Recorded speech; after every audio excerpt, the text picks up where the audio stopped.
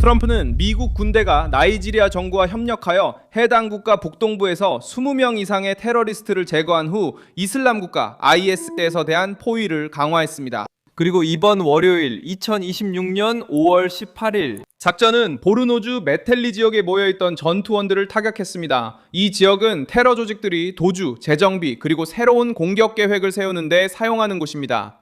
트럼프는 테러에 대한 연설을 구체적인 군사 행동으로 전환하고 이슬람 국가가 세력을 확장하려던 곳에서 압박을 가하며 백악관이 새로운 비극을 기다리지 않고 행동에 나설 것임을 보여줍니다. 그 단체는 거리, 숲, 국경, 그리고 지역의 혼란을 방패로 삼으려 했지만 이에 대한 대응은 정보력, 협력, 그리고 공군력으로 이루어졌습니다.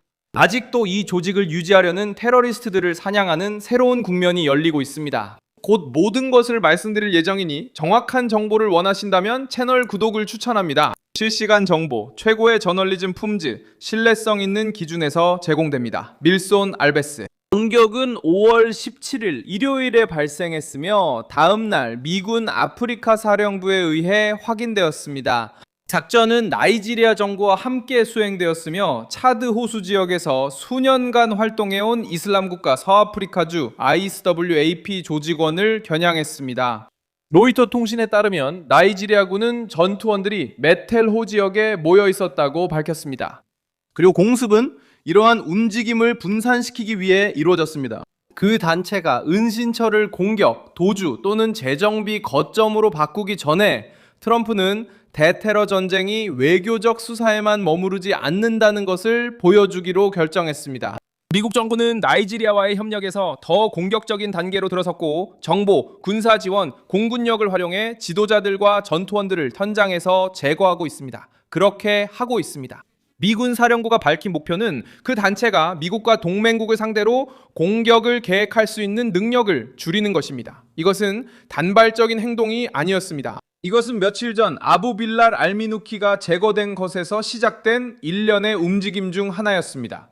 그는 워싱턴과 아부자에 의해 전 세계적으로 이슬람 국가에서 두 번째로 중요한 인물로 지목되었습니다. 알미누키는 나이지리아 북동부에서 미국과 나이지리아의 합동작전으로 사살되었습니다. 트럼프는 미국과 나이지리아 군이 세계에서 가장 활발하게 활동하는 테러리스트 중 한 명을 제거하기 위해 복잡한 임무를 수행했다고 발표했습니다. 나이지리아 대통령 볼라 아흐메드 티누부도 이번 작전을 확인하며 이 작전을 테러에 맞선 효과적인 협력의 모범이라고 평가했습니다. 이 점은 매우 중요한 부분입니다. 일요일 공격이 갑작스러운 일이 아님을 보여주기 때문입니다. 그 공격은 조직 지휘부가 큰 타격을 받은 후 발생했습니다. 이제는 현장에 남은 무장 세력을 겨냥하고 있습니다. 티누부가 공개한 정보에 따르면 알미누키를 겨냥한 작전은 차드 호수 유역의 거점을 타격했고 그의 측근 몇 명도 사망했습니다. 로이터 통신은 이번 작전이 자정 12시에서 12시 1분경에 시작되어 새벽 4시에서 4시 30분경에 종료됐다고 보도했습니다. 나이지리아 군에 따르면 인명피해나 장비 손실은 없었습니다. 테러리스트들은 수년간 폭력, 도주, 그리고 모집의 통로로 사용되어 온 지역에서 살아남으려고 애쓰고 있었습니다. 보르노는 보코하람과 서아프리카 이슬람 국가 ISWAP 반군의 공격으로 가장 큰 피해를 입은 지역 중 하나입니다. 이 지역 전쟁으로 수천 명이 사망했고 약 200만 명이 집을 떠났습니다.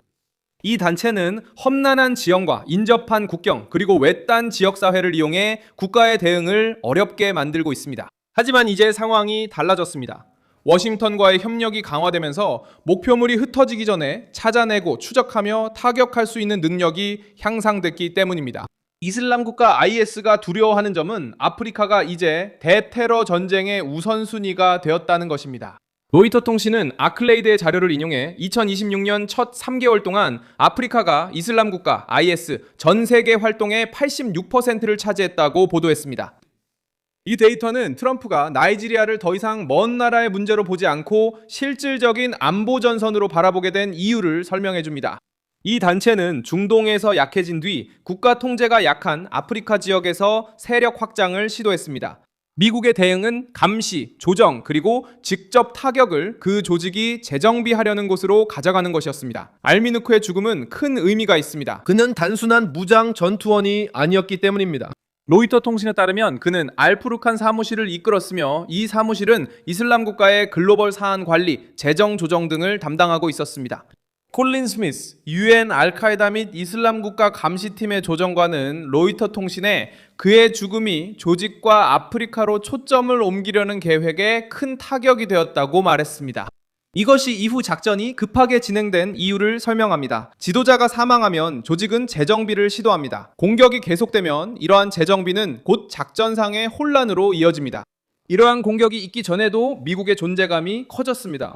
로이터 통신은 워싱턴이 이슬람 국가와 알카에다와 연계된 반군에 맞서기 위해 나이지리아군을 훈련하고 정보 지원을 제공하기 위해 드론과 약 200명의 군인을 파견했다고 보도했습니다. 이 모든 일은 서아프리카에서 벌어졌습니다.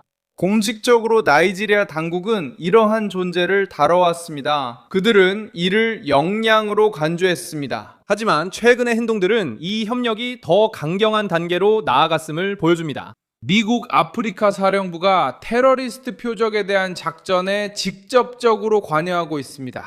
나이지리아도 단순히 지켜보고만 있는 것이 아님을 보여주려고 노력하고 있습니다. 군 대변인 사마엘 아우바는 미국과의 긴밀한 공조하에 테러 조직을 와해시키고 전장에서 무장 세력을 제거하며 안전한 피난처를 제공하지 않기 위한 노력이 계속되고 있다고 밝혔습니다. seguro dentro do território nigeriano.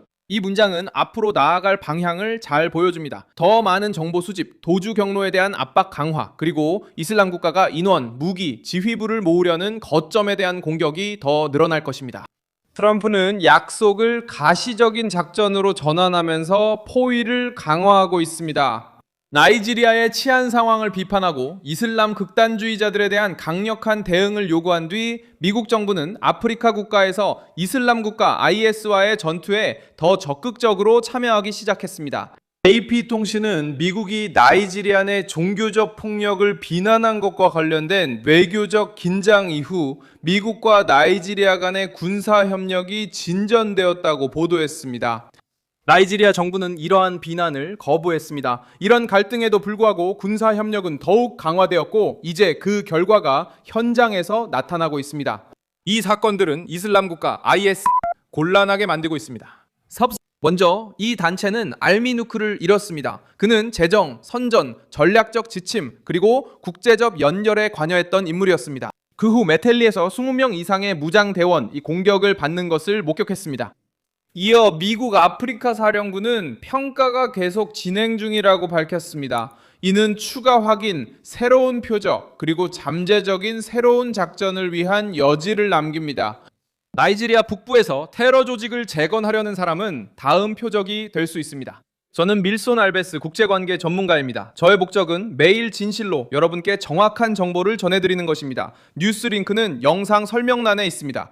이 영상에 좋아요를 눌러주시고 채널을 구독해주세요. 그리고 마지막에는 댓글도 확인하셔서 밀손 알베스 커뮤니티와 더욱 활발하게 소통해보세요.